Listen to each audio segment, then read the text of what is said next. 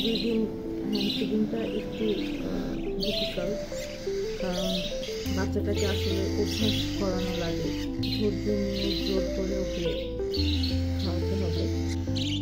ওর কিন্তু পাকস্থলী দেখা যাচ্ছে অনেকটাই ভরা। ছোটো বাচ্চা তো একবারে খুব বেশি খাবার ওকে দেওয়ার প্রয়োজন নেই, অল্প অল্প করে একটু ঘন ঘন খাওয়াতে হবে।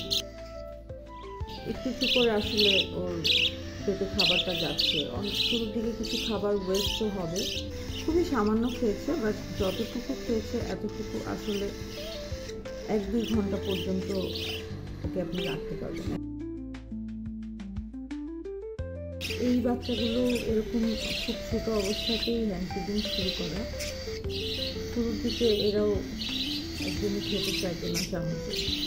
সবসময় সিরিঞ্জে করে খাওয়ালে যেটা হয় যে ওদের আসলে কতটুকু খাবার দরকার এটা তো আমাদের পক্ষে বোঝা সম্ভব না, এটা ওরাই বুঝতে পারবে। তো অনেক সময় দেখা যায় যে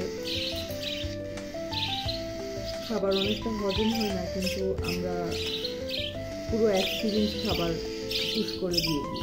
তো সেক্ষেত্রে যেটা হয় যে এটা পাখিদের উপরে একটা প্রেশার ক্রিয়েট করে, ওদের হজমের উপরে একটা প্রেশার ক্রিয়েট করে।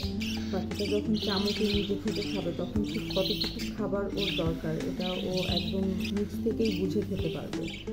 তো পাখি অনেক বেশি স্ট্রং এবং পাখির ইমিউনিটি অনেক বেশি ভালো হবে।